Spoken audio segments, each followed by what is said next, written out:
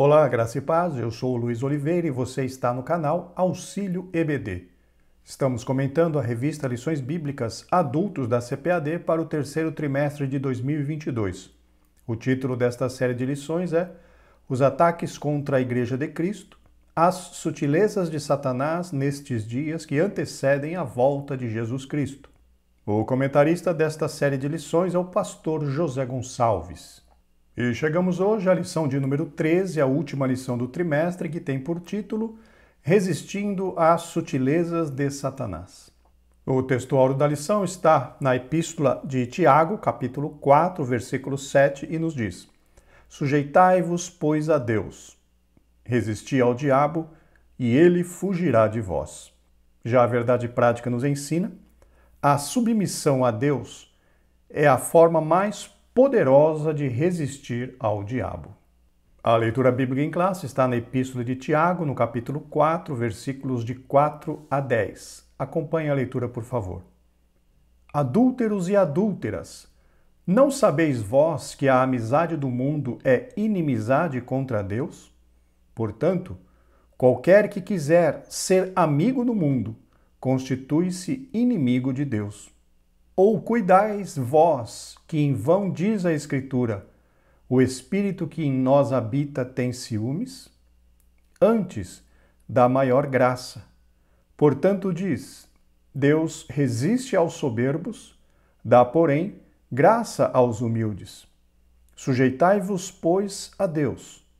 Resisti ao diabo, e ele fugirá de vós. Chegai-vos a Deus, e ele se chegará a vós. Limpai as mãos, pecadores, e vós de duplo ânimo, purificai o coração. Senti as vossas misérias, e lamentai e chorai. Converta-se o vosso riso em pranto, e o vosso gozo em tristeza. Humilhai-vos perante o Senhor, e ele vos exaltará. Segundo o plano de aula da revista, esta lição tem 4 objetivos. Primeiro, apresentar o comprometimento com uma vida centrada em Cristo. Segundo, conscientizar a respeito do comprometimento com as Escrituras. Terceiro, mostrar o comprometimento com uma vida cheia do Espírito Santo. E, por fim, quarto, incentivar o comprometimento com a igreja local. Queridos irmãos, como de costume, gostaria de lembrá-los que, para aqueles que assim desejarem, o arquivo com as notas de aula que eu utilizei para a gravação desta videoaula está disponível para download. O link para download está logo aqui abaixo, na descrição deste vídeo. Outro sim, conforme temos repetido durante todo o trimestre, criamos alguns grupos do WhatsApp para aqueles irmãos que desejarem receber o arquivo com as notas de aula e também o link da videoaula assim que é disponibilizado através do WhatsApp. Se algum dos irmãos que ainda não entrou em um dos grupos deseja fazê-lo, por favor, envie uma mensagem nesse WhatsApp que está aparecendo aqui na sua tela. Na realidade, este QR Code que está aqui, você faz a leitura com o seu celular e o seu celular vai direcioná-lo diretamente para conversar com o nosso irmão Terêncio aí no Brasil. E o irmão Terêncio vai enviar para os irmãos os links dos 4 grupos que nós temos formados até o momento. Lembrando, meus irmãos, que nós já temos 2 grupos que já estão completos, porém, em 2 grupos ainda temos algumas vagas. Então, mesmo que os irmãos clicando nos links, o primeiro e o segundo devolvam uma mensagem dizendo que o grupo está lotado, os irmãos testem até o link, até em um dos links em que o irmão ou a irmã consiga se cadastrar no grupo, porque nós, conforme já mencionamos, temos 2 dos grupos já cheios e ainda temos espaço em 2 dos outros grupos. Conforme os grupos vão enchendo, nós vamos criando mais para poder servir aos irmãos. Agora sim, meus irmãos, vamos para o comentário. Introdução. Observamos em lições anteriores como a igreja genuinamente evangélica está sob ataque do inimigo. Por meio de várias sutilezas, o diabo tem procurado, de todas as formas, desviar a igreja do seu propósito e missão para o qual foi formada. Nos parece aqui, meus irmãos, que nesta última lição do trimestre, o comentarista está focando, está se referindo nessa introdução as igrejas que nós chamamos de institucionalizadas, ou seja, as igrejas locais, como a Assembleia de Deus, Deus é Amor, enfim, essas igrejas. Parece que o comentarista está, tomando como base essa questão da igreja local que está sob ataque do inimigo.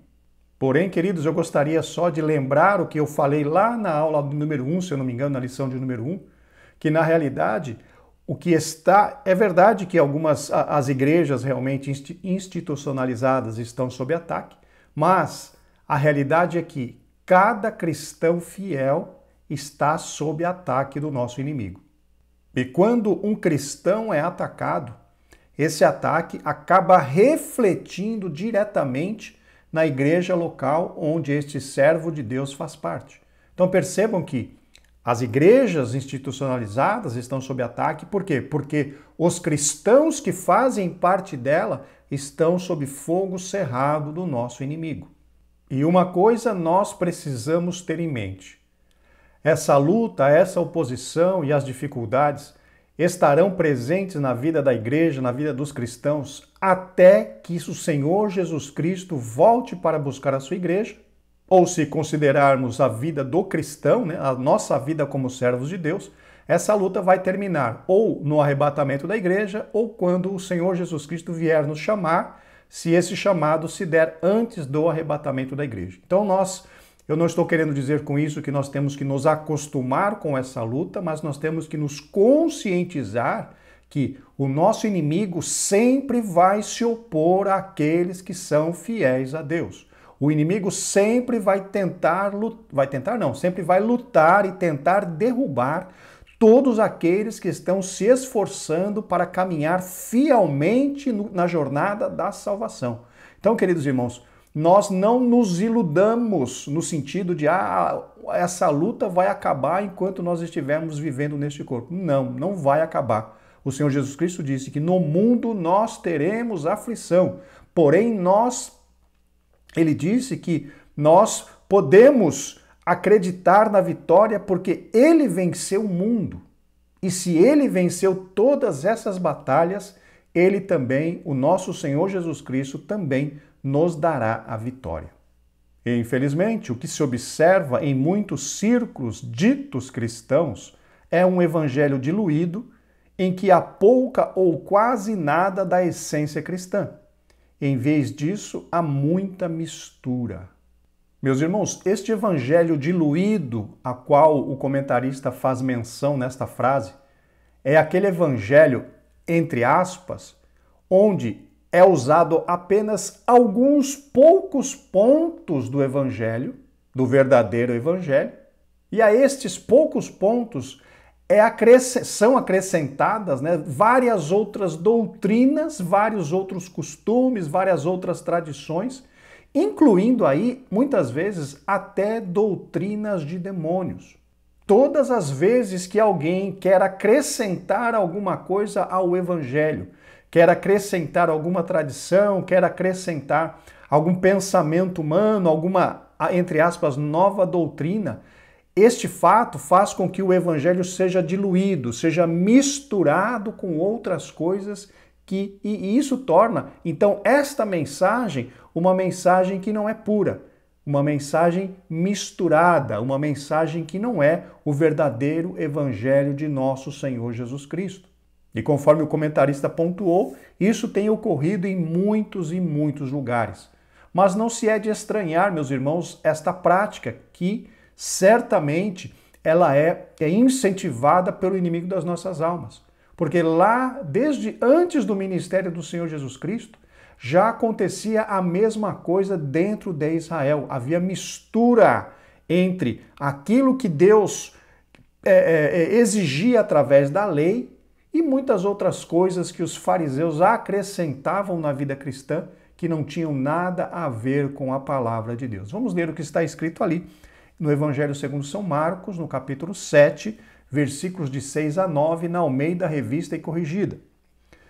E ele respondendo disse-lhes: bem profetizou Isaías acerca de vós, hipócritas, como está escrito: este povo honra-me com os lábios, mas o seu coração está longe de mim.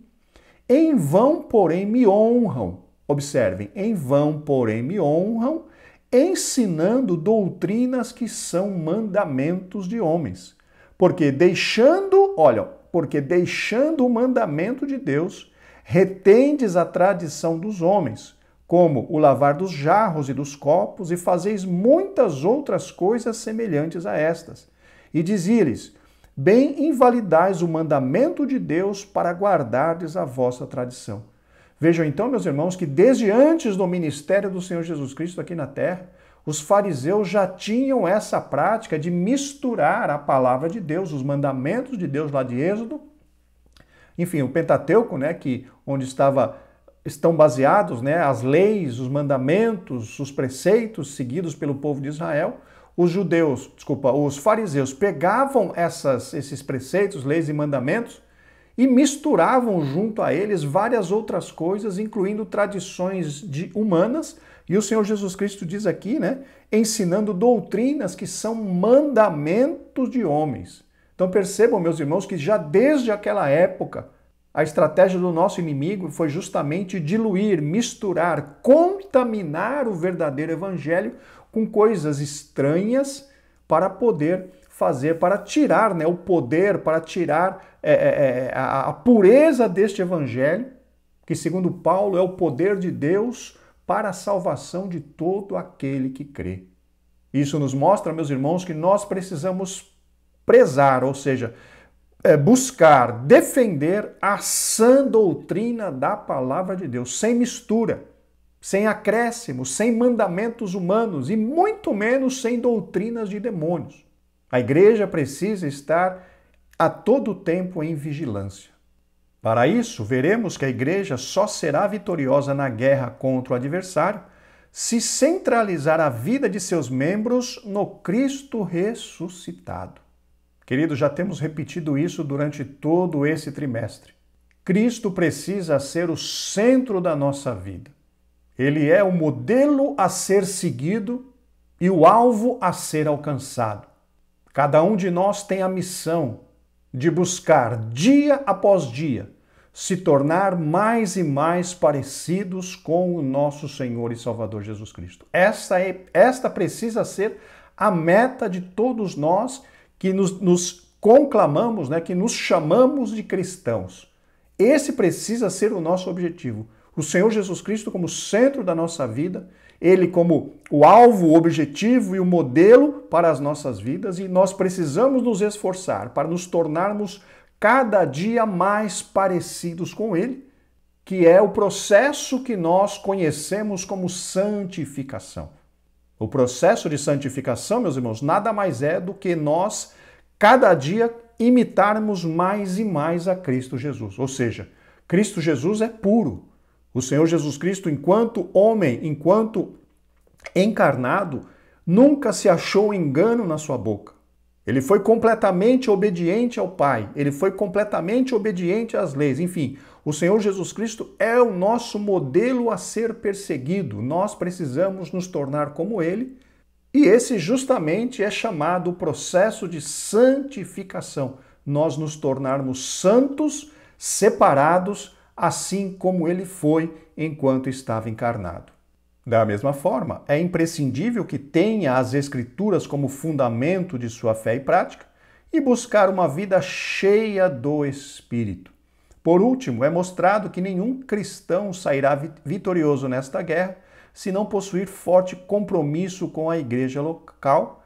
A Deus toda a glória. Aqui então, meus irmãos, o comentarista nos dá uma visão geral dos temas que serão tratados durante esta lição. A palavra-chave para esta lição é resistir. Chegamos ao tópico 1, comprometimento de uma vida centrada em Cristo. Subtópico 1, Cristo o Salvador. Escrevendo à igreja de Corinto, o apóstolo Paulo disse: porque nada me propus saber entre vós, senão a Jesus Cristo. Cristo era o centro da mensagem de Paulo.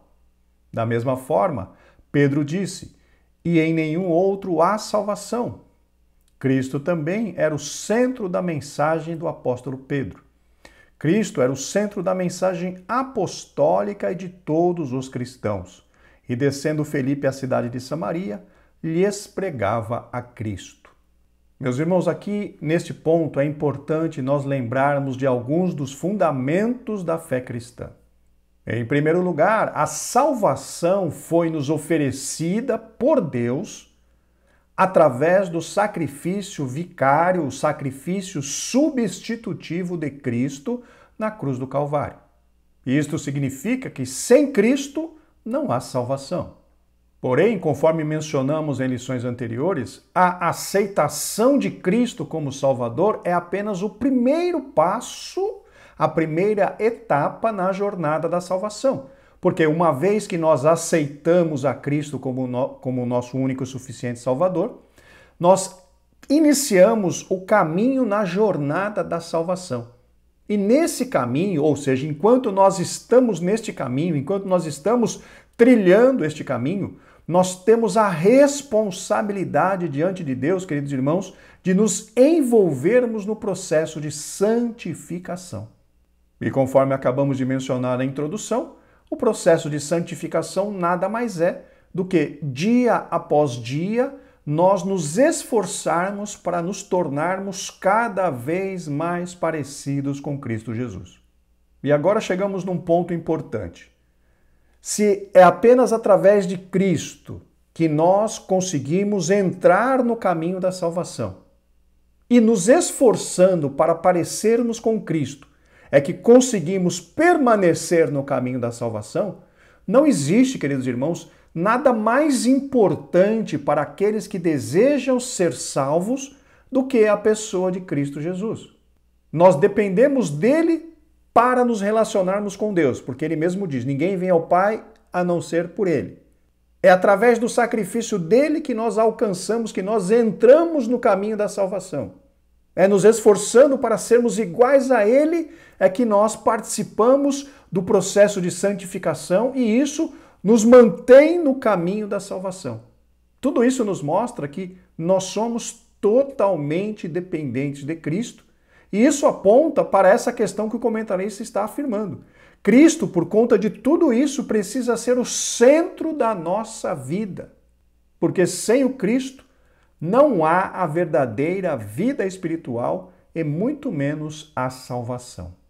As Escrituras são bem claras.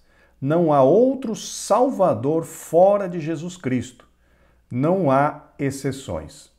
E essa verdade, meus irmãos, o próprio Cristo afirmou ali em João, no capítulo 14, versículo 6. Vamos ler na Almeida Revista e Corrigida. Disse-lhes Jesus, eu sou o caminho e a verdade e a vida. Ninguém vem ao Pai senão por mim. Jesus Cristo é o único caminho que conduz a Deus. Não há outro caminho, não há como o brasileiro dar o famoso jeitinho brasileiro, não existe jeitinho, não existe atalho, não existe outro caminho para chegarmos a Deus que não seja Jesus Cristo, nosso Salvador. E todas essas questões, meus amados, nos mostram a grande importância que o Senhor Jesus Cristo precisa ter e exercer nas nossas vidas. Ele precisa ser o centro de tudo. Precisamos obedecer a Ele, precisamos seguir os seus passos, precisamos imitá-lo, precisamos ouvir a sua voz através da palavra de Deus. Enfim, Cristo é aquele que precisa ocupar o centro de toda a nossa vida. Quando um cristão ou igreja esfria ou se afasta da fé, Cristo é logo tirado do centro. Na realidade, meus irmãos, quando uma igreja ou um cristão se afasta da fé, não é que o cristão ou a igreja tirou o Cristo do centro. É que este cristão e esta igreja, ou esta igreja, se afastaram de Cristo, que é o centro. E é exatamente isso que significa desviar da fé.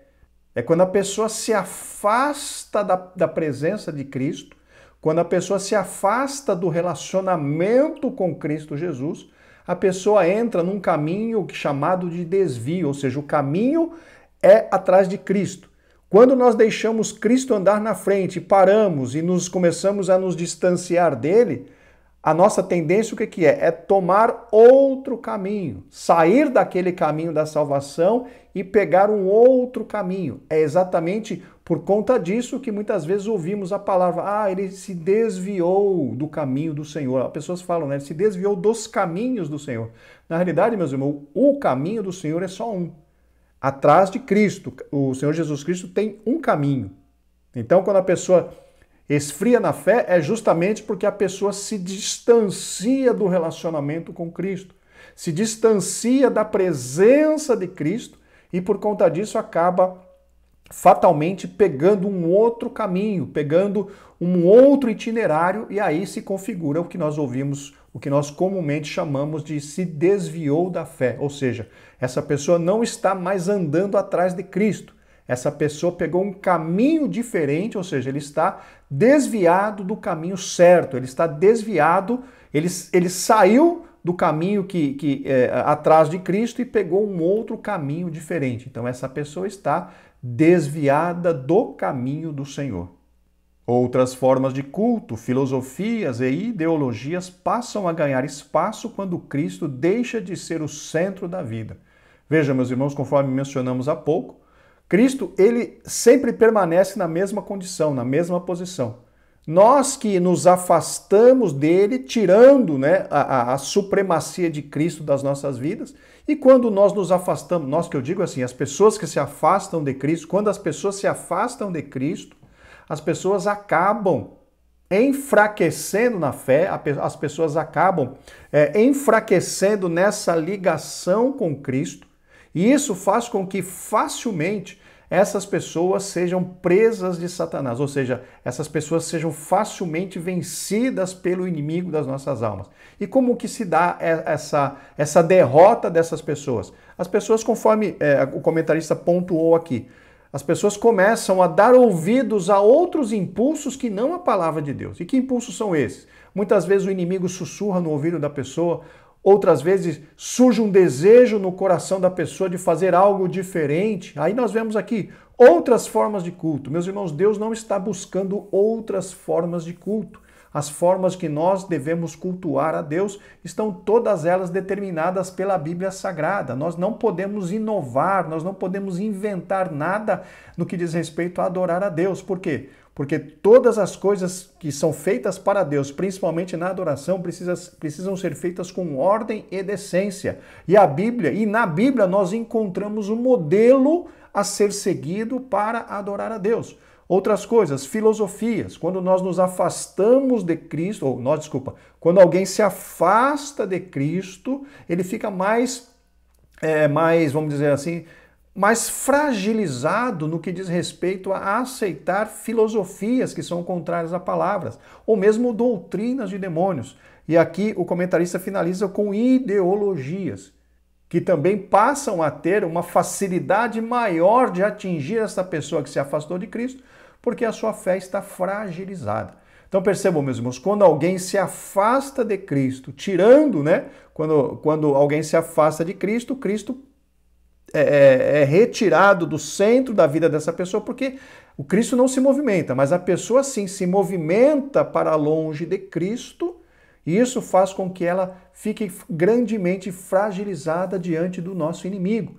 Uma pessoa afastada de Cristo, o próprio Senhor Jesus Cristo disse, que sem Ele nós nada podemos fazer. Então alguém que esteja longe da presença de Cristo Jesus, longe da presença de Deus, que entristeceu ao Espírito Santo, essa pessoa é uma presa fácil para o nosso inimigo, porque ela não tem resistência espiritual nenhuma. Então, queridos irmãos, que estejamos em vigilância para nós nunca nos afastarmos de nosso Senhor e Salvador Jesus Cristo. Porque se algum de nós fizer isso, vai ter enormes prejuízos, não apenas na vida espiritual, mas podendo até vir a óbito, dependendo da situação. E ai daquele, queridos irmãos, que for a óbito distanciado da presença do Senhor. Subtópico 2, Cristo o Senhor. Se por um lado a igreja não deve esquecer-se de proclamar proclamar Cristo como o único Salvador. Por outro, jamais deve esquecer-se de que ele é o único Senhor. Aqui, meus irmãos, é importante nós sabermos que existe essa dobradinha no que diz respeito à relação de Cristo conosco. Ele é o nosso Salvador. Por quê? Porque através do seu sacrifício nós conseguimos entrar por ele, que é a porta para a salvação. Porém, além de Salvador, Cristo também precisa ser o nosso Senhor. Quem recebe a Cristo como Salvador deve andar na fé, tendo ele como Senhor. Aqui, meus irmãos, eu vou usar uma ilustração para deixar essa questão bastante clara para cada um de nós. Lembrando o que eu falei há pouco, nós temos na jornada da salvação duas grandes etapas. Na realidade, nós temos três etapas. A primeira delas é entrar pela porta que é Cristo. A segunda delas é percorrer o caminho atrás de Cristo Jesus. E a terceira fase é a glorificação, quando nós seremos glorificados depois do arrebatamento da igreja. O que diz respeito a nós, enquanto na terra, são duas fases. Entrar pela porta da salvação, que é Cristo Jesus, e trilhar o caminho da salvação, que é andar após Cristo. Então, para que nós entremos no caminho da salvação, no momento da aceitação de Cristo, nós recebemos Cristo como nosso Salvador. Aceitando Cristo como Salvador das nossas vidas, crendo no seu sacrifício, nos arrependendo dos nossos pecados e rendendo, entregando a nossa vida a Cristo, nós estaremos cumprindo a primeira etapa, que é a aceitação de Cristo, recebendo Cristo como nosso Salvador. Uma vez que nós que passamos por Cristo, entramos pela porta que é Cristo, nós passamos para a segunda fase, que é justamente trilhar o caminho. E nesta fase de trilhar o caminho, nós precisamos reconhecer a Cristo não apenas como Salvador, que nos deu o direito de entrar neste caminho, mas sim também como Senhor. Porque a partir do momento em que nós entramos no caminho da salvação, o Senhor Jesus Cristo, ele manda em nós, ou seja, ele é o nosso mestre, ele é quem nos dá as ordens e nós obedecemos. Então percebam, nós precisamos ter Cristo como Salvador para que entremos na jornada da salvação e Senhor, enquanto estamos trilhando o caminho da salvação. Enquanto nós estamos trilhando o caminho, o Senhor Jesus Cristo precisa mandar nas nossas vidas. Eu estou falando assim um português bem claro para que cada um dos irmãos entenda. Cristo Jesus, o nosso Senhor, ele tem poder de mandar nas nossas vidas. Isso significa que a palavra do Senhor Jesus Cristo para nós são ordens que ele está dando. Só que a cada um de nós cabe obedecer ou não estas ordenanças de Cristo. Então, quem tem Cristo como seu Senhor, que está na caminhada, na segunda etapa da salvação, que é a caminhada, quem tem Cristo como seu Senhor nesta etapa, vai obedecer à palavra de Deus. Vamos ver o que o próprio Senhor Jesus Cristo diz ali em Lucas, no capítulo 6, versículo 46, também na Almeida Revista e Corrigida. Por que me chamais Senhor, Senhor, e não fazeis o que eu digo? Veja aqui, o Senhor Jesus Cristo repreendendo aquelas pessoas que simplesmente o chamam de Senhor, porém não obedecem à sua palavra. Somente verdadeiramente alguém reconhece que o Senhor, que Jesus Cristo é o Senhor da sua vida, quando esta pessoa obedece aos mandamentos de Cristo. A nossa obediência a Ele é justamente o sinal, a prova de que Cristo Jesus é o nosso Senhor. Por quê? Porque nós estamos obedecendo aos seus mandamentos. Não adianta nós chamarmos a Ele de Senhor e não obedecermos aos seus mandamentos. Ser discípulo de Cristo é tê-lo como Senhor. Como, pois, recebestes o Senhor Jesus Cristo, assim também andai nele. E aqui, meus irmãos, eu gostaria de usar a própria palavra de Cristo para tentar definir o que é ser discípulo de Cristo e o que Cristo espera dos seus discípulos. Vamos ler o que está ali em Lucas capítulo 6, versículo 40, na Almeida Revista e Corrigida. O discípulo, perceba o que Cristo falou, o discípulo não é superior a seu mestre, mas todo o que for perfeito será como o seu mestre. O que o Senhor Jesus Cristo está querendo dizer aqui? Que nós, como discípulos de Cristo, precisamos buscar a perfeição e essa perfeição será alcançada quando nós formos exatamente iguais ao nosso mestre. Vejam então, queridos irmãos, que importante esta palavra de Cristo. Ele é o nosso Senhor, ele é o nosso mestre e a sua expectativa em relação a cada um de nós é que nós nos tornemos exatamente iguais a ele, ou seja, alcancemos um estágio, né, de perfeição. Nós sabemos que, humanamente falando, nós não conseguiremos ser perfeitos a ponto de não pecarmos. Nós temos ainda a nossa natureza adâmica, né? Nós temos a nossa natureza carnal, então nós sempre estaremos pecando. Porém, nós temos que estar nos esforçando todos os dias em obediência à palavra de Deus e imitando a Cristo em todas as suas ações para nós, cada dia que passa, possamos nos tornar mais e mais parecidos com Ele. Conforme mencionamos lá atrás, o objetivo de todo cristão é se tornar exatamente igual a Cristo Jesus enquanto encarnado, santo, puro, perfeito e com a vida dedicada a servir ao Deus Todo-Poderoso. Receber Cristo como Salvador, mas não andar nele, isto é, de acordo com o seu ensino, é negar o seu senhorio. Na realidade, meus irmãos, a pessoa aceita Cristo como seu Salvador, porém não o obedece como Senhor. Essa pessoa não vai permanecer na salvação. Pois para alcançarmos a salvação precisamos passar pela porta que é Cristo e percorrer o caminho em fidelidade ao Senhor até o dia do arrebatamento ou até que o Senhor Jesus Cristo venha nos chamar. Vamos ler uma passagem que fala isso bastante claramente para nós. Mateus capítulo 7, versículos 21 ao 23, também na Almeida Revista e Corrigida. Percebam, nem todo o que me diz Senhor, Senhor entrará no reino dos céus, mas aquele que faz a vontade de meu Pai que está nos céus.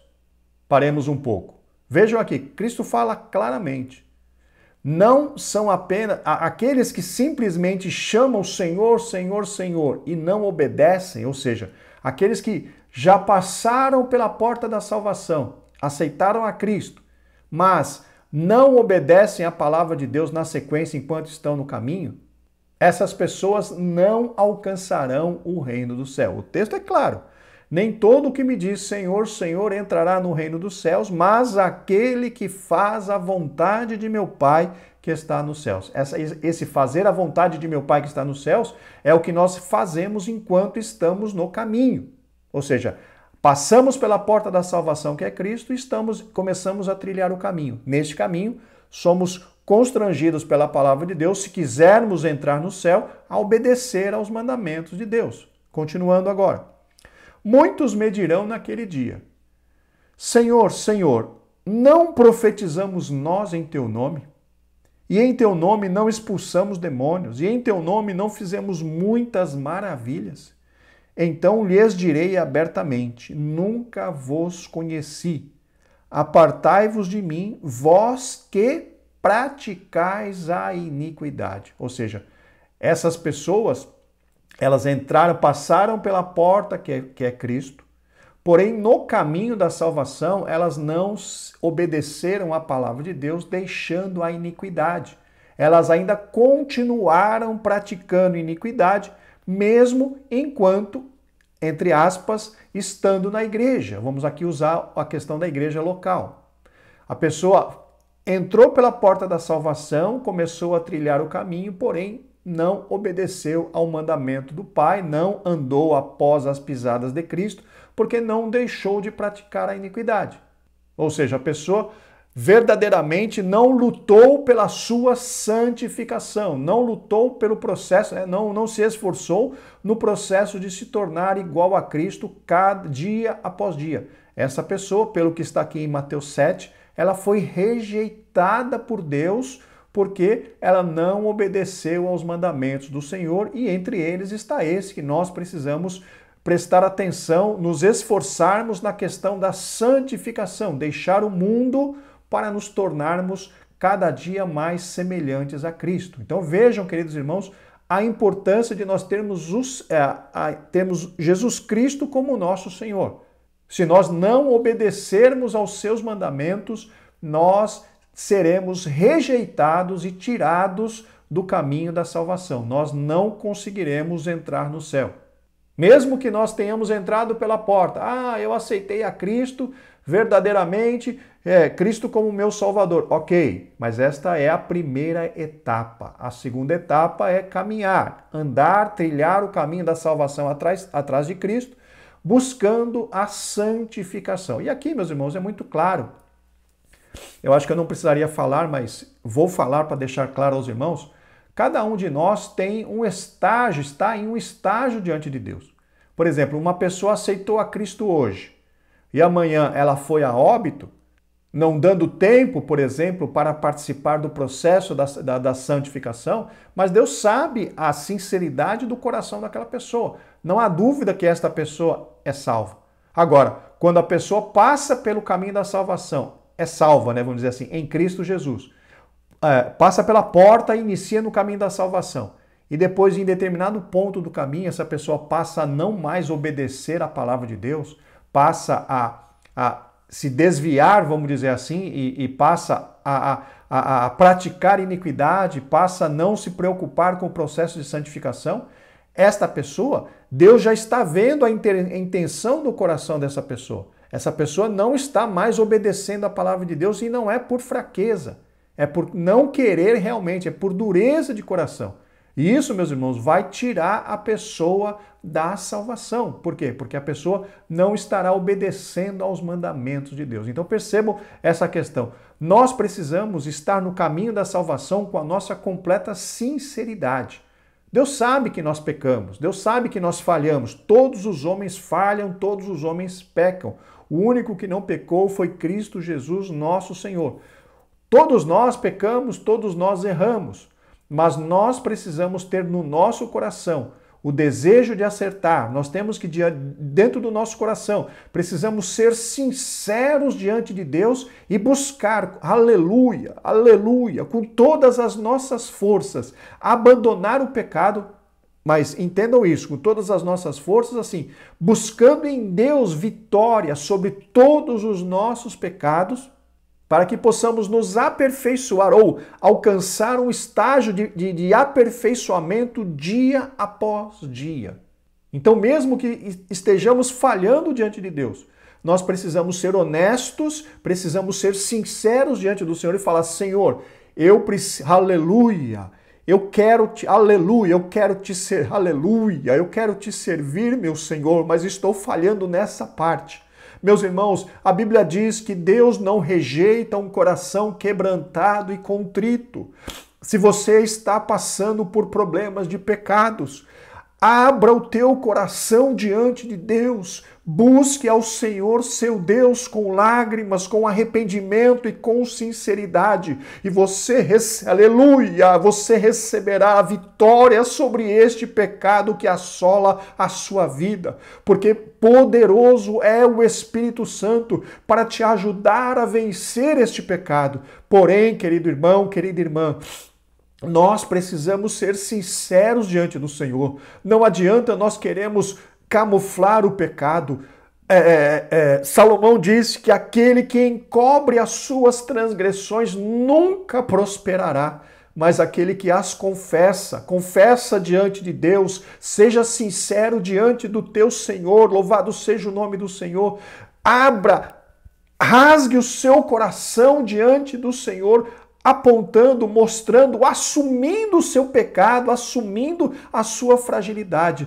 Eu tenho certeza, queridos irmãos, pelo que eu entendo da Bíblia Sagrada, que você será alcançado pela graça de Deus, será alcançado pelo poder de Deus, será alcançada pela misericórdia de Deus e logo, logo você estará cantando o hino da vitória, porque você estará liberta daquele pecado, daquele mal, daquele vício que assola a sua vida. Este Deus poderoso, ele tem poder para livrar todos aqueles que se achegam a Ele com o coração quebrantado e contrito. Louvado e engrandecido seja o seu nome para sempre. Então, queridos, que fique claro para todos nós, precisamos obedecer a Deus se quisermos continuar no caminho da salvação. A falta de reconhecer o senhorio de Cristo é a causa do fracasso na fé de muitos cristãos. É aquilo que estávamos comentando. Quem não obedece aos mandamentos de Deus, aos mandamentos de Cristo, esta pessoa é rejeitada no caminho da salvação. Essa pessoa acaba se afastando por si só do caminho da salvação e se torna uma presa fácil do nosso inimigo. Precisamos, queridos irmãos, ouvir e obedecer a palavra de Cristo. Porque conforme nós lemos lá em Mateus capítulo, se eu não me engano, 7, dos dois fundamentos, aquele que ouve a palavra e a obedece e a cumpre, a Bíblia compara, o próprio Senhor Jesus Cristo compara como alguém que está fundando a sua casa sobre a rocha, alguém que cavou os alicerces da sua casa espiritual exatamente sobre Cristo Jesus, que é a rocha eterna. E esta pessoa que é obediente à palavra, ela resiste às intempéries, ela resiste às dificuldades, ela resiste às perseguições do nosso inimigo, que naquela parábola, naquela metáfora, né, é representada pela água, pelos ventos e pela tempestade. Já aquele que ouve e não obedece é como se estivesse edificado a sua casa sobre a rocha, sobre a areia. Não tem resistência espiritual nenhuma. É facilmente derrubado pelo inimigo das nossas almas. A sutileza do diabo está no fato de dizer que você pode viver uma coisa sem a outra. Em outras palavras, você pode ser salvo independentemente da forma ou maneira com que vive. Isso, meus irmãos, é um engano terrível. Depois que passamos pela porta, se nós não obedecermos à palavra de Deus, nós seremos reprovados. Chegamos agora ao tópico 2, comprometimento com as Escrituras. Subtópico 1, a Bíblia, a revelação de Deus. Vez por outra, vemos falsos mestres questionando a autoridade das Escrituras e sua atualidade. No entendimento deles, a Bíblia contém, percebam, a Bíblia contém a palavra de Deus, contudo, encontra-se ultrapassada, deixando de falar a linguagem da cultura contemporânea. Assim, há uma tentativa consciente e sistematizada de minar a autoridade das Escrituras. Meus irmãos, como já tratamos em lições anteriores, nós precisamos ou crer na palavra, que a Bíblia é a palavra de Deus, ou então rejeitá-la por completo. Não existe condição de nós acreditarmos apenas em algumas partes da Bíblia e rejeitarmos outras. Não existe condição para isso. Ou nós cremos em tudo, ou nós não cremos em nada. E nós, como crentes pentecostais da Igreja Evangélica Assembleia de Deus ou outras igrejas que têm a mesma profissão de fé, nós cremos que a Bíblia Sagrada não contém a palavra de Deus, e sim que a Bíblia Sagrada é a palavra de Deus. Porque, conforme eu mencionei, não dá para se crer num livro, ou não dá para se seguir um livro, onde nós cremos numa parte e não cremos na outra parte, onde aceitamos uma parte e rejeitamos outra parte. Não existe isso, queridos irmãos. Ou nós cremos em tudo, ou nós não cremos em nada. Ou aceitamos a Bíblia como palavra de Deus, ou a rejeitamos por completo. Não tem condição de ficar separando coisas dentro da Bíblia. E nós, como cristãos pentecostais, da Assembleia de Deus e outras igrejas com a mesma profissão de fé, nós reconhecemos, nós aceitamos e nós cremos que a Bíblia Sagrada é a palavra de Deus, inerrante, imutável, palavra do Deus Todo-Poderoso. Inclusive, eu gostaria de fazer uma leitura do que Paulo escreveu a Timóteo a respeito desta palavra. Segunda carta de Paulo a Timóteo, capítulo 3, versículo 16, vamos ler na Nova Versão Transformadora. Toda a Escritura é inspirada por Deus.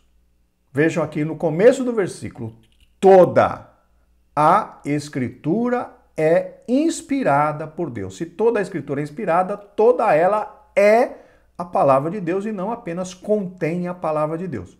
Vamos fazer a leitura completa. Toda a Escritura é inspirada por Deus e útil para nos ensinar o que é verdadeiro e para nos fazer perceber o que não está em ordem em nossa vida. Ela nos corrige quando erramos e nos ensina a fazer o que é certo. Queridos, esta Nova Versão Transformadora, nesse versículo, ela foi tremendamente feliz, porque ela explica claramente a inspiração plenária da palavra de Deus. Toda Escritura é inspirada. Louvado seja o nome do Senhor. Nós cremos na palavra, cremos que a Bíblia é a palavra de Deus. Louvado seja o Senhor para todo sempre. Na verdade, esse ataque é contra as Escrituras como revelação de Deus para o homem. Deixando de ser a revelação de Deus, a Bíblia torna-se um livro meramente humano, sujeito a falhas e, portanto, passível de correção. Na realidade, meus irmãos, é um pensamento meu. Essas pessoas que acreditam que a Bíblia contém a palavra de Deus e não é a palavra de Deus, essas pessoas normalmente, no meu entendimento, elas se incomodam com alguns textos da Bíblia, com alguns textos muito fortes que a Bíblia apresenta para nós, que são, muitas vezes, representam uma bofetada na nossa cara, ou seja, um chacoalhão na vida do cristão que quer realmente ir para o céu. Eu acredito que essas pessoas que rejeitam a Bíblia como a palavra de Deus e dizem que ela contém a palavra de Deus, são pessoas que se incomodam com essas verdades que machucam, essas verdades que muitas vezes vão no profundo do problema da vida da pessoa, porque a Bíblia tem esse poder, meus irmãos. A Bíblia tem o poder de revelar o que está oculto e escondido dentro de nós. Se eu não me engano, Hebreus 4:12 diz que a palavra de Deus é viva e eficaz, mais penetrante do que espada alguma de 2 gumes, que penetra até a divisão da alma e do espírito, juntas e medulas, e é apta a discernir os pensamentos e intenções do coração. O que significa isso, meus irmãos? Significa que a palavra, ela tem o poder de olhar, de iluminar as nossas vidas e mostrar tudo aquilo que está errado. Ela tem poder de iluminar todos os pontos obscuros do nosso ser e mostrar claramente para nós que nós precisamos melhorar naquele ponto, precisamos tirar isso, tirar aquilo de dentro do nosso coração, se nós realmente quisermos ir morar no céu. E essas pessoas, isso é um pensamento, tá? E essas pessoas que não aceitam a Bíblia como a palavra de Deus, elas se incomodam com esse poder da Bíblia de revelar as nossas partes escuras, os nossos pecados, e elas querem ter uma liberdade maior. Ou seja, aqueles textos que atingem o seu pecado, essas pessoas rejeitam. Não, isso daqui está errado. Não, aquilo lá está desatualizado. Não, aquilo lá precisa ser reescrito. Não, essa passagem está fora do contexto. Aí elas têm uma desculpa, entre aspas, para aceitar aquilo que massageia o seu ego. Já viu falar naquela caixinha de promessa? Meus irmãos, aquele negócio de caixinha de promessa, no meu entendimento, é uma das maiores enganações que existem. Por quê? Porque ali não existe palavra de exortação, ali existe palavra de bênção, ali só existe palavra de conforto, ali só existe palavra que traz alegria. Mas muitas vezes, meus irmãos, Deus quer falar conosco, é ali no profundo e no escondido. Deus quer usar a palavra de Deus para nos mostrar os nossos erros, e nós muitas vezes ficamos lá com caixinha de promessas, só buscando promessa de Deus, e quando muitas vezes nós precisamos nos converter ao Deus verdadeiro. Então, queridos, nós como cristãos assembleanos, pentecostais, precisamos aceitar a Bíblia como a palavra de Deus. E seja duro quanto for, o que tiver escrito na Bíblia e falar duramente conosco, aceitemos e glorifiquemos a Deus por isso. Louvado seja o nome do Senhor, porque a Bíblia diz que Deus exorta e repreende a todos quantos Ele ama. Se nós estamos ainda sendo repreendidos por Deus, significa que Ele nos ama e Ele se importa conosco. Precisamos nos preocupar a partir do momento e quando Deus não mais nos exortar, quando Deus não mais nos repreender nos nossos erros. Significa então, numa situação como essa, que essa pessoa já foi rejeitada por Deus. Quando alguém erra, quando alguém peca e essa pessoa não é repreendida, não é exortada por Deus, normalmente pode significar, não estou dizendo que é 100% dos casos, porque Deus tem a questão da sua paciência, mas em muitos casos, quando uma pessoa vive no erro e não é exortada por Deus, esta pessoa já foi rejeitada e não está mais na presença do Todo-Poderoso. Vigiemos, queridos irmãos, vigiemos atentamente. Convém dizer que a Bíblia é a palavra de Deus, a revelação de Deus ao homem e, como tal, está sempre atualizada. Eu gosto de usar uma passagem que é atribuída, uma fala que é atribuída a Billy Graham, onde ele falava, segundo as pessoas acreditam, que a Bíblia Sagrada é mais atual do que o jornal que vai sair amanhã. Ou seja, a Bíblia Sagrada nunca perde a sua atualidade. Glórias ao nome do Senhor. Não é a Bíblia que tem que se ajustar a nós, mas nós nos moldarmos pelas Escrituras. Nós já defendemos isso, meus irmãos, arduamente em lições anteriores.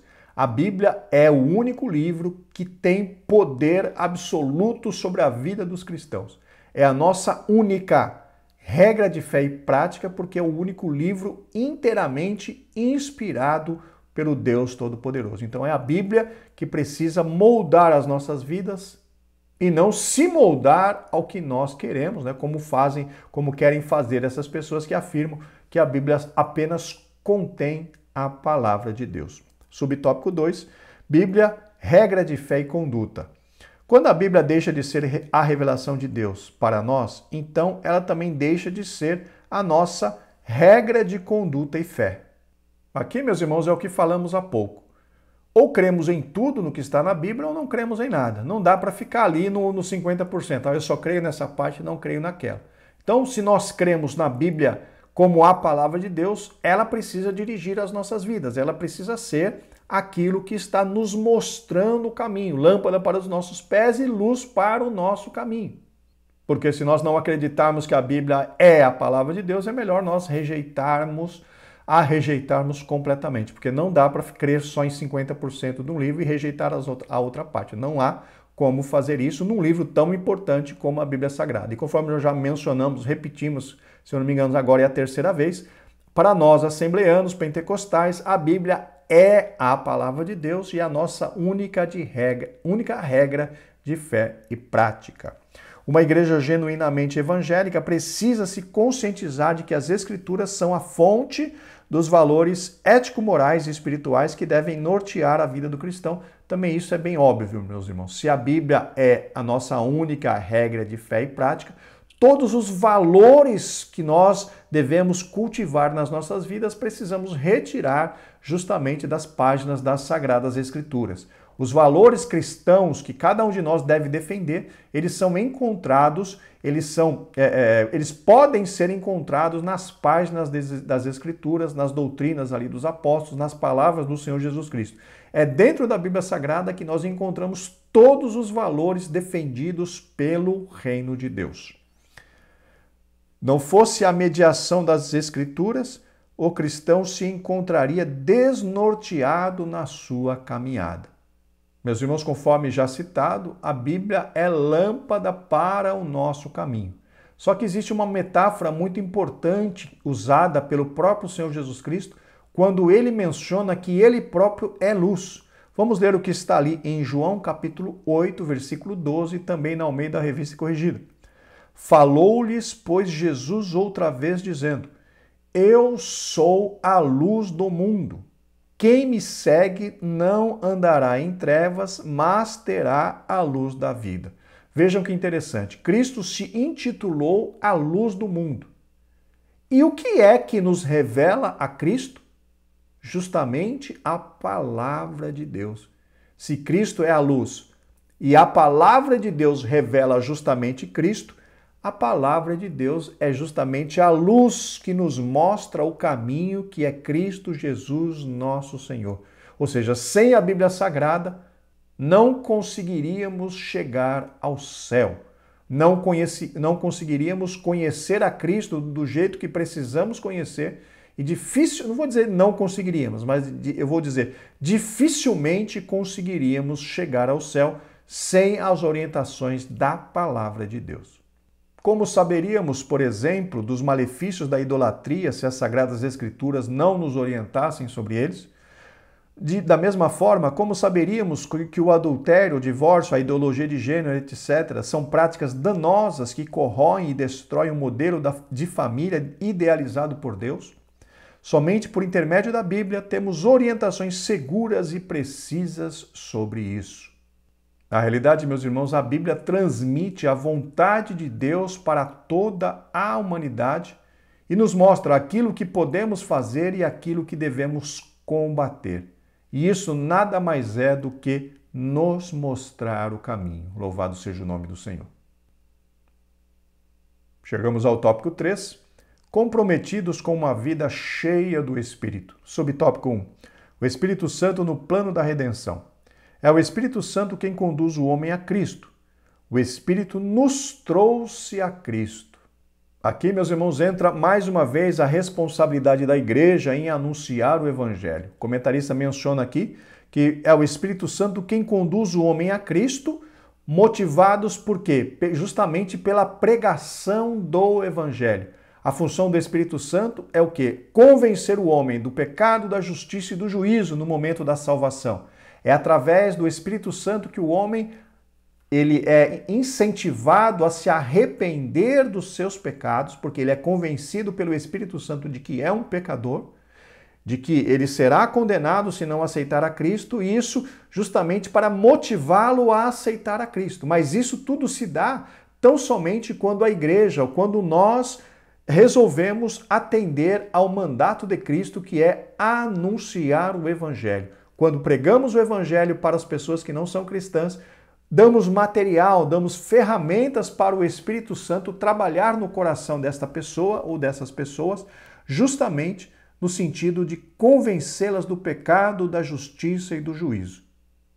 Quando nós negligenciamos essa questão de anunciar o Evangelho, nós estamos impedindo o Espírito Santo de salvar vidas, de convencer as almas, de trazer, justamente de motivar essas pessoas a se converterem a Cristo Jesus, nosso Senhor. Contudo, precisa ser dito que o viver em Cristo e na prática dos princípios bíblicos é impossível sem a ajuda do Espírito Santo. Queridos, é importante nós lembrarmos que o Espírito Santo é o agente vivificador da palavra de Deus. É o Espírito Santo quem pega a palavra de Deus que nós nos alimentamos, que nós lemos, que nós meditamos, vivifica esta palavra em nosso coração e esta vivificação causa transformação nas nossas vidas.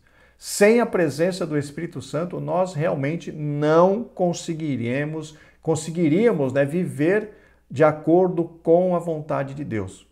Ele é o grande ajudador, auxiliador de cada um de nós. O apóstolo Paulo deixou essa lição bem clara quando escreveu os capítulos 6, 7 e 8 da carta aos Romanos. Ali ele mostra que é possível ter a consciência do pecado, lutar contra ele e mesmo assim continuar subjugado.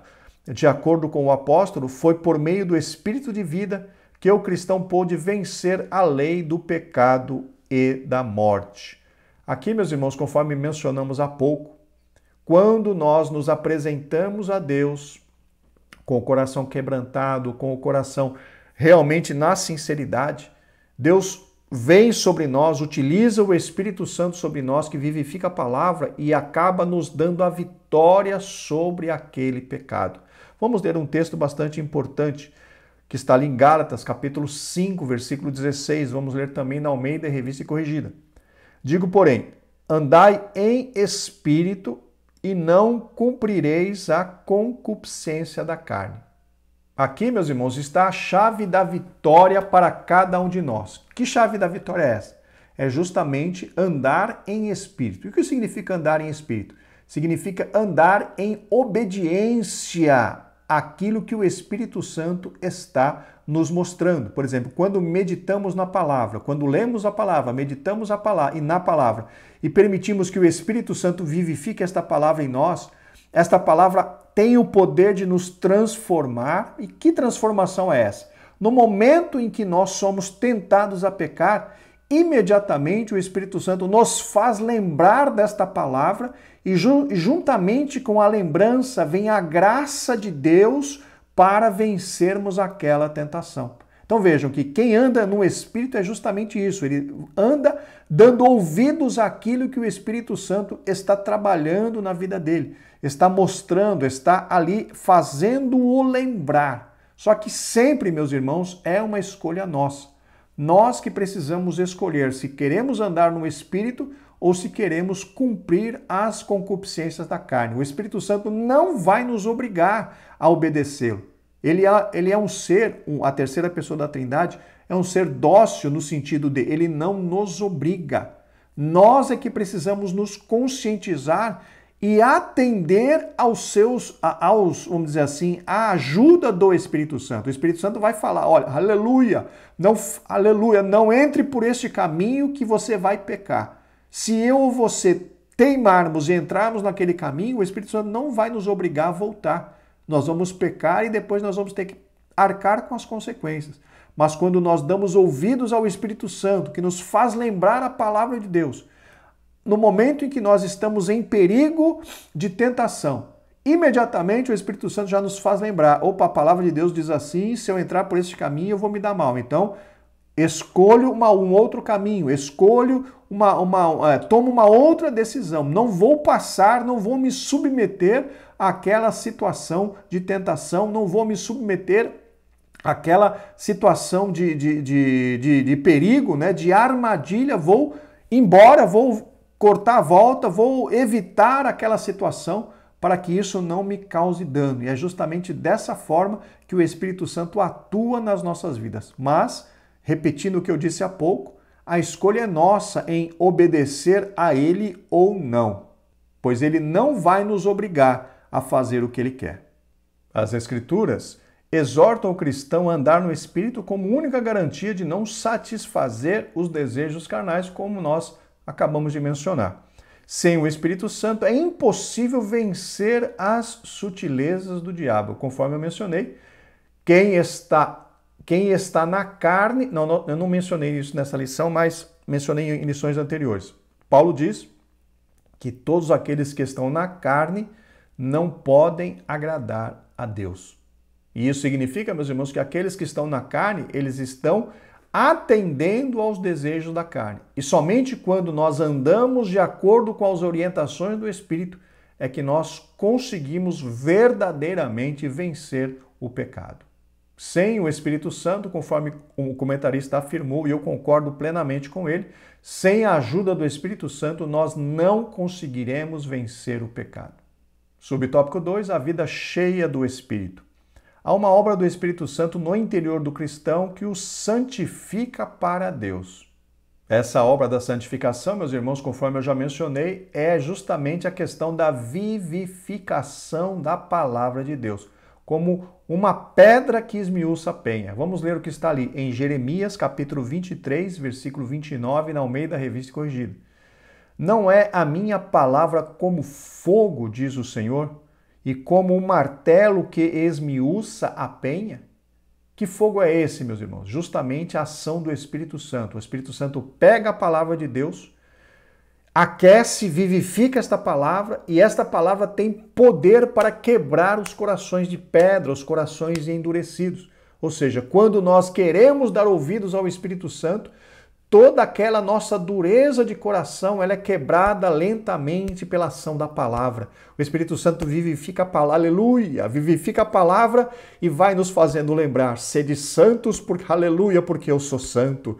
Deixai isso, deixai aquilo, glorificai a Deus, buscai a santificação, sem a qual ninguém verá o Senhor, sede santos, porque eu, Senhor, seu Deus, sou santo. E o Espírito Santo vai martelando e a palavra de Deus vai sendo vivificada. Quando pensamos que não, meus irmãos, nosso coração de pedra está totalmente quebrado, esmiuçado, está totalmente sensível à voz deste maravilhoso ser que é o Espírito Santo, e obedecemos, e nos curvamos, e nos sujeitamos à orientação deste ser maravilhoso que é o Consolador das nossas vidas. É dessa forma que se dá então a transformação.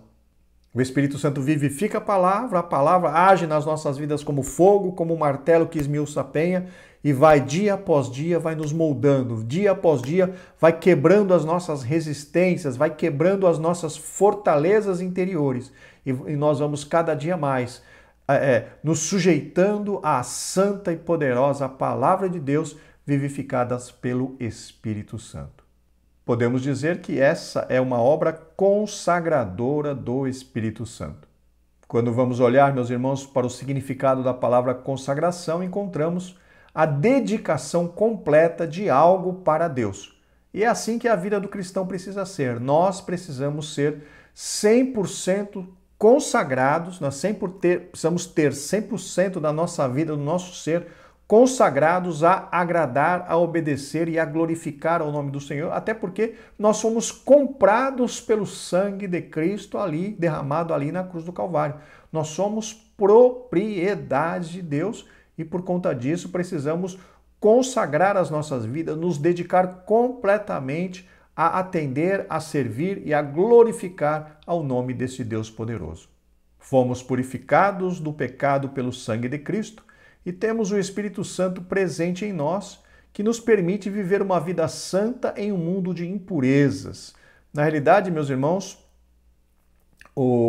a presença do Espírito Santo em nós é justamente o selo de propriedade de Deus. Quando nós aceitamos a Cristo, quando nós passamos pela porta da salvação, entrando por Cristo Jesus, naquele momento nós recebemos de Deus um selo, que é a presença do Espírito Santo em nós, dizendo que a partir daquele momento, cada um de nós passa a ser propriedade de Deus. Vamos ler o que está ali na carta de Paulo aos Efésios, capítulo 1, versículos 13 e 14, também na Almeida Revista e Corrigida.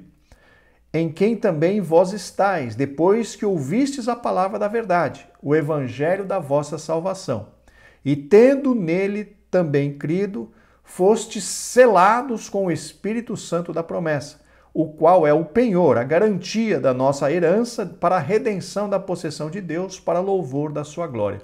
O Espírito Santo em nós é justamente um selo de propriedade de Deus, onde Deus diz para o mundo espiritual que todo aquele que tem o Espírito Santo é propriedade dele.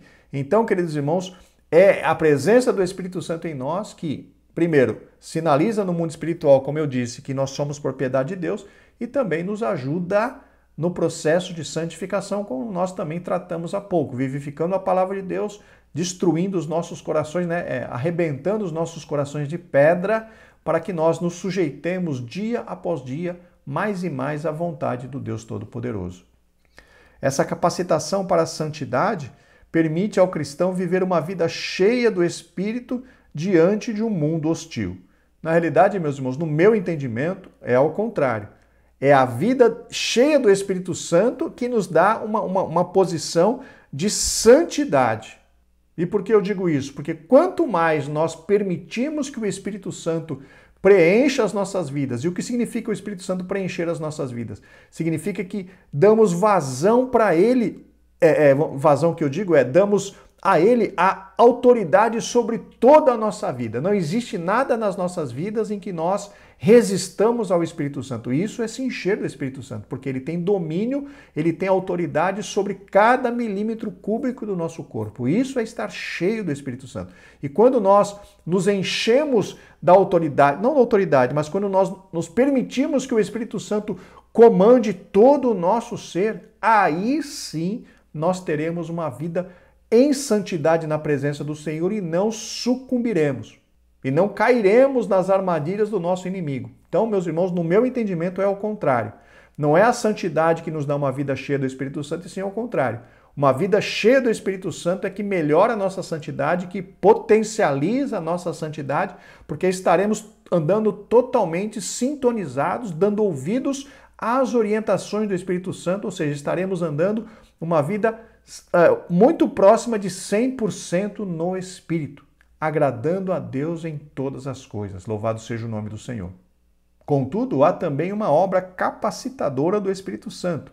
Essa capacitação diz respeito à habilitação do crente para ser uma testemunha eficaz de Cristo no mundo, bem como o viver vitorioso no Espírito. Essa obra capacitadora, meus irmãos, é justamente o que está lá em Atos 1:8, quando o Senhor Jesus Cristo diz, que nós receberíamos, os discípulos, os apóstolos receberiam poder do Espírito Santo, o poder quando viesse sobre ele o Espírito Santo, e eles seriam testemunhas. Então essa é a segunda parte, é uma outra parte da capacitação do Espírito Santo, que é, com o batismo no Espírito Santo, recebemos o poder, a autoridade para testemunhar de Cristo Jesus debaixo da unção do Espírito Santo, que certamente traz melhores resultados na questão da evangelização. Essa então é a segunda parte da atuação do Espírito Santo, nos capacitando para fazer a obra de Deus, para evangelizar.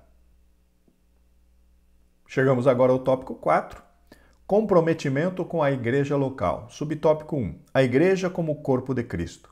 Escrevendo aos Coríntios, o apóstolo Paulo disse: Ora, vós sois o corpo de Cristo e seus membros em particular. Nas Escrituras, a igreja ocupa um lugar de relevância ímpar. Fica sempre em destaque a igreja como um corpo, ou seja, uma expressão de sua dimensão coletiva. Meus irmãos, é importante lembrarmos que, em um primeiro momento, essa questão do corpo da igreja representando um corpo de Cristo, ou o corpo de Cristo, não o corpo de Cristo, está apontando para a questão da igreja invisível, que é aquela que subirá no dia do arrebatamento da igreja. Não está se referindo, quando Paulo fala a respeito da igreja como um corpo, Paulo não está se referindo a uma igreja local específica, e sim Paulo está se referindo à igreja invisível de Cristo que cobre toda a humanidade, que cobre toda a terra. Dentro desta igreja invisível, que esta igreja sim é representada como um corpo por nosso Senhor Jesus Cristo, do qual ele é a cabeça, ele é o cabeça ou a cabeça, e todos nós formamos este corpo ali, juntos ali de forma espiritual, formamos este corpo espiritual. Então, num primeiro momento, este corpo espiritual está se referindo à igreja invisível de Cristo. Neste sentido, o aspecto local da igreja também fica enfatizado. Na metáfora dita por Paulo no capítulo 12 da sua primeira carta aos Coríntios, fica evidente que, assim como como um membro do corpo humano separado deste perde a sua utilidade, da mesma forma a igreja. Aqui, meus irmãos, o comentarista faz uma relação direta entre a igreja invisível de Cristo, que está espalhada por todo o mundo, com a igreja local. Porém, nós precisamos lembrar que nem todos os membros de uma igreja local fazem parte da igreja invisível de Cristo, conforme nós tratamos em lições anteriores. Não é o fato de alguém fazer parte, por exemplo, da nossa igreja Assembleia de Deus, que garante que esta pessoa faz parte da igreja invisível de Cristo, ou seja, não garante que esta pessoa seja realmente salva. Mas nós entendemos a importância de estarmos fazendo parte de uma igreja local, e nesta igreja local acabamos formando o quê? Uma grande família. E nesta família temos a oportunidade de exercer o quê? O amor, a misericórdia, a paciência, com todos os irmãos, É justamente neste ambiente de igreja que temos essa oportunidade de demonstrar ou de mostrar, de frutificar cada um dos 9 aspectos ali do fruto do Espírito. Então percebam que o ambiente da igreja local é o lugar perfeito para nós desenvolvermos o fruto do Espírito, pois estaremos convivendo com outras pessoas muito diferentes de nós, diferentes de criação, diferentes de costumes, e nós, naquele ambiente, é o ambiente ideal, conforme eu mencionei, para nós demonstrarmos o desenvolvimento dos 9 aspectos do fruto do Espírito. É por isso que não existe cristão legítimo fora da esfera da igreja como corpo de Cristo. A própria palavra desigrejados torna-se um termo impróprio, uma forma de descrever uma anomalia espiritual. Meus irmãos, no meu entendimento, eu acredito que nós não podemos generalizar e afirmar algo dessa natureza, como o comentarista disse aqui, né? Que é por isso que não existe cristão legítimo fora da esfera da igreja como corpo de Cristo. Não existe cristão legítimo fora da igreja invisível de Cristo. Mas fora da igreja local, afirmar, por exemplo, que todo mundo que está fora da igreja local não é um cristão legítimo, eu acho que passar um pouco do limite, porque nós não podemos julgar a respeito da salvação de outro. Eu sei dizer, eu posso afirmar, eu concordo com o comentarista quando ele afirma que é muito difícil alguém longe da igreja se desenvolver. Nós até tratamos nessa questão ali na aula dos desigrejados, porque principalmente na questão do novo convertido, o novo convertido não tem crescimento espiritual longe de alguém que o discipule, de alguém que faça um trabalho de discipulado importante na vida dele. Mas afirmar que fora do ambiente da igreja, da esfera da igreja, não existe cristão legítimo, se ele estivesse se referindo à igreja local, eu acho que isso aí é passar um pouco dos limites, é afirmar que não pode, que nem nenhum dos desigrejados é salvo. Eu não tenho coragem de afirmar isso. Eu não tenho coragem de afirmar que nenhum dos desigrejados é salvo. Eu entendo que muitas pessoas saíram da igreja, conforme nós mencionamos lá na aula dos desigrejados, que muitas pessoas saíram da igreja por conta de uma grande decepção, né, que ela passou dentro da igreja local, seja com líderes, seja com outros irmãos, enfim, a pessoa está machucada, saiu da igreja, e existem os críticos do sistema. Mas eu não tenho coragem de afirmar que entre os desigrejados nenhum deles vai alcançar a salvação, nenhum deles é um cristão legítimo. Eu não tenho como afirmar isso, eu não tenho coragem de afirmar isso, porque no meu entendimento ninguém tem condição de afirmar isso, porque ninguém conhece o coração do outro. Podemos até conhecer os frutos, mas nós não conhecemos a totalidade das pessoas que estão fora da igreja por exemplo, por motivo de terem sido entristecidos pela liderança ou por alguém. Então, eu acredito que nós devemos ter bastante cautela em fazer uma afirmação tão dura quanto essa. Nós estamos aqui, voltando a dizer, se o comentarista está se referindo à igreja local, que não existe crente legítimo fora da convivência da igreja local, eu acho que passou um pouco dos limites. Se ele está se referindo à igreja invisível de Cristo, concordo plenamente, mas o texto aqui não é claro. Não é claro aqui se ele está falando da igreja local ou se ele está falando da igreja invisível. Eu acredito que ele esteja falando da igreja local, mas os irmãos fiquem à vontade de interpretar.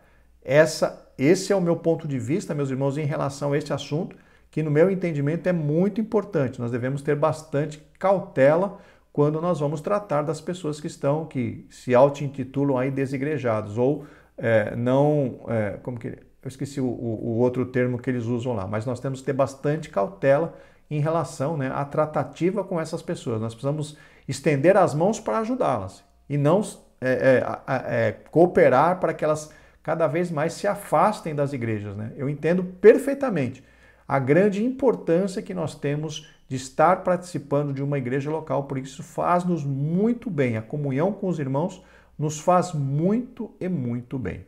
Subtópico 2, o lugar e a importância de cada membro na igreja. A palavra igreja jamais deve significar templo Um templo pode ser a estrutura arquitetônica onde a igreja se reúne. Isso é claro para todo mundo, né? O templo, que é o edifício, não deve ser confundido com o termo igreja. Templo é uma coisa, igreja é outra coisa completamente diferente. A igreja, portanto, não é um prédio feito do aglomerado de concreto, tijolos e areia. Ela é o corpo de Cristo. Mais uma vez dizendo, o corpo de Cristo é formado pela igreja invisível.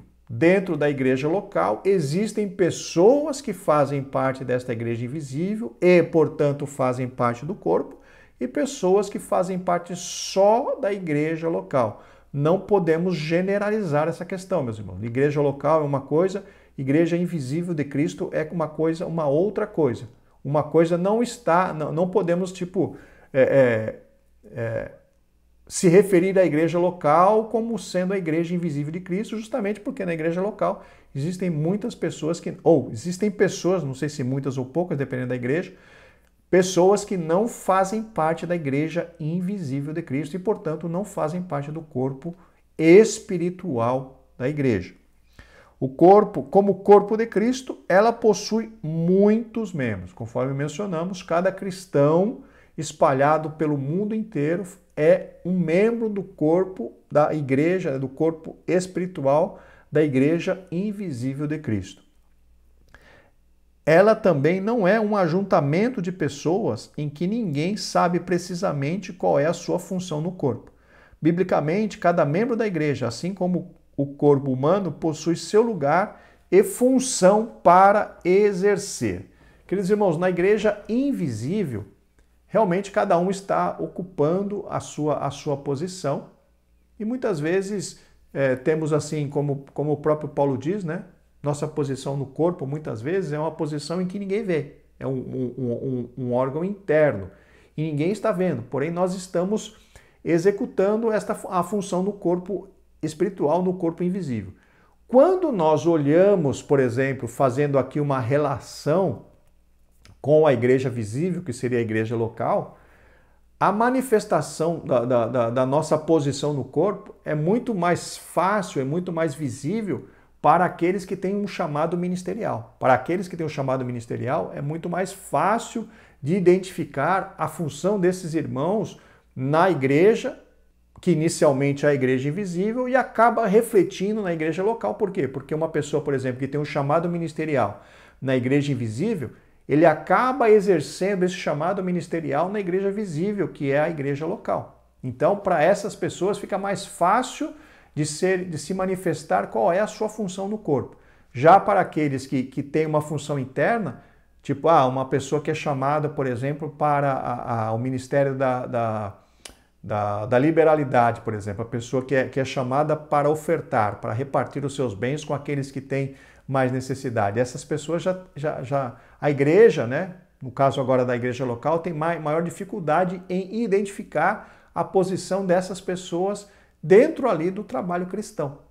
Então precisamos ter esse entendimento, porque até hoje muitas pessoas fazem parte da igreja espiritual, são salvas, mas essas pessoas não têm a mínima noção de qual é a sua chamada. Isso é uma falha da própria pessoa, porque cada um de nós precisa buscar em Deus qual é a sua chamada no reino de Deus. Mas existem hoje muitas e muitas pessoas que ainda não sabem a posição que ela ocupa no corpo de Cristo, no corpo espiritual. E nós, como formadores de opinião, nós, como professores, precisamos orientar essas pessoas que busquem em Deus identificar, receber a revelação de Deus sobre qual é a posição que essa pessoa ocupa no corpo espiritual, ou seja, qual é a expectativa de Deus para que essa pessoa realize para a obra de Deus, para a glorificação do nome do Senhor. É bastante complicado essa parte, meus irmãos, mas é muito importante nós nos lembrarmos disso, de orientar os irmãos, a todos os irmãos, a buscarem em Deus identificar qual é a sua função no corpo de Cristo. Um desigrejado é alguém que, por alguma razão, não conseguiu exercer sua função de membro no corpo de Cristo. Bom, meus irmãos, eu não tenho realmente condições de julgar isso que o comentarista mencionou, né? Um desigrejado é alguém que, por alguma razão, não conseguiu exercer sua função de membro no corpo de Cristo. Eu não consigo falar nada a esse respeito, porque temos aquelas duas questões que já mencionamos nessa lição e também naquela aula dos desigrejados. Temos o grande grupo das pessoas que se entristeceram, né, com o pastor, com algum membro da igreja, e tem aquele outro grande grupo que são os críticos do sistema. Eu não consigo assim identificar essas particularidades desses dois grandes grupos no que diz respeito, né, de exercer a sua função no corpo de Cristo. Não consigo fazer uma correlação. Vocês me perdoem, mas em relação a essa frase, eu não consigo tecer nenhum comentário a respeito. Queridos, estamos chegando ao final de mais uma lição, vamos para a conclusão. Chegamos ao final desta lição e do trimestre. Nosso propósito foi mostrar os ataques sutis de Satanás contra a igreja e destacar as estratégias para o povo de Deus permanecer firme na resistência contra o adversário. Sabemos que os dias são difíceis, mas o Espírito Santo é o guia e o auxiliador da igreja. Queridos, conseguimos terminar um trimestre, graças ao nome do Senhor, glórias ao nome do Senhor por isso. Agradeço aos irmãos por terem nos acompanhado durante todas essas 13 lições. Estamos aqui, conforme eu mencionei aos irmãos, estamos aqui nos Estados Unidos. Ainda muitas coisas precisam ser acertadas, a questão de iluminação, a questão de preparar aqui o nosso escritório para a ministração, enfim. Muito obrigado pela sua paciência, muito obrigado pela sua oração, por todo o apoio que cada um de vocês tem nos dado. Se Deus quiser, estaremos de volta na próxima semana para comentar a primeira lição do 4º trimestre deste ano de 2022. Que Deus os abençoe, graça e paz.